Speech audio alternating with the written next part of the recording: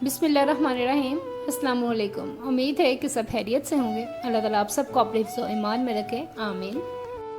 आज मैं बहुत ही मज़े की और यूनिक सी रेसिपी के साथ हाज़िर हूँ, तो बिना टाइम ज़ाया किए चलते हैं हम अपनी रेसिपी की तरफ।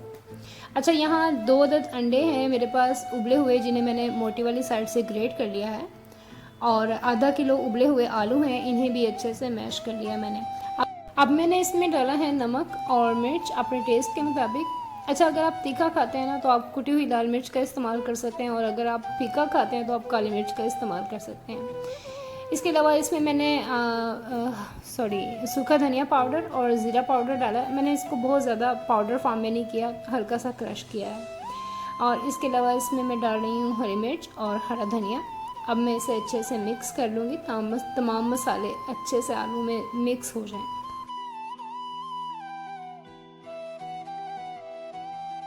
अच्छा, जब तमाम मसाले मिक्स हो जाए आलू में, तो अब मैं डाल रही हूँ इसमें अंडे, जिनको पहले से मैंने ग्रेट करके रखा था।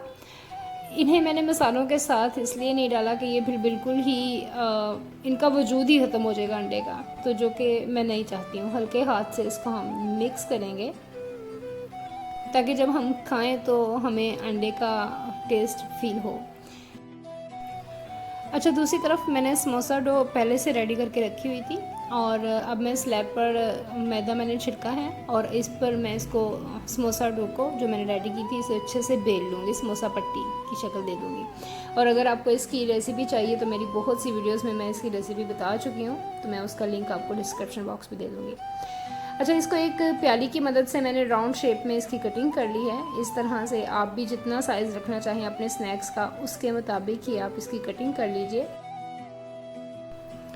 अब मैं इसकी फिलिंग करती हूँ। इसके सेंटर में बिल्कुल जो फिलिंग मैंने रेडी की है, बिल्कुल सेंटर में इसको रखना है आपने।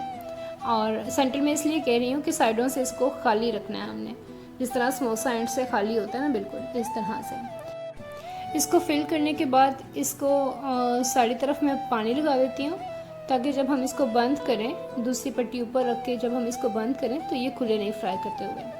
अब इसे अच्छे से बंद कर लीजिए, और दोनों सर्कल्स जो से हमने रेडी किए हैं ये दोनों बिल्कुल इक्वल होने चाहिए, बिल्कुल इसी तरह से जिस तरह से मैं इक्वल कर रही हूँ, क्योंकि अगर इनके किनारे बराबर नहीं होंगे तो फिर अच्छी शेप नहीं आएगी स्नैक्स की।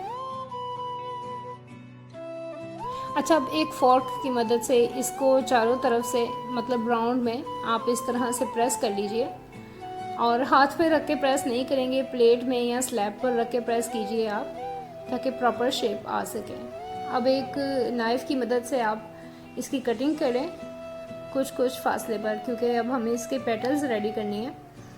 तो कटिंग करने के बाद फिर इसको बिल्कुल किनारों से पकड़ के आप थोड़ा सा दबा दीजिए, और इसी तरह से आप इसकी तमाम पेटल्स को रेडी कर लीजिए।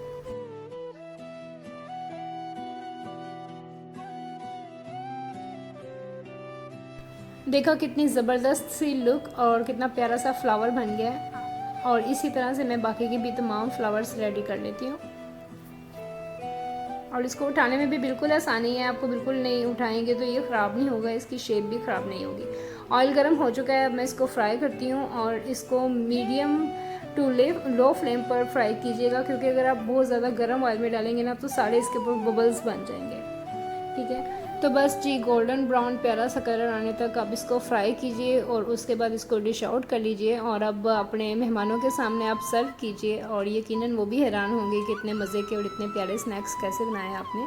आपको मेरी रेसिपीज़ कैसी लगती हैं कमेंट्स बॉक्स में ज़रूर बताया कीजिए, और अगर अभी तक आपने मेरे चैनल को सब्सक्राइब नहीं किया तो आपसे रिक्वेस्ट है कि चैनल को सब्सक्राइब कर लीजिए। अब दीजिए इजाज़त, दुआ में याद रखिएगा, अपना ख्याल रखिएगा। अल्लाह हाफ़िज़। मिलते हैं किसी नई रेसिपी के साथ।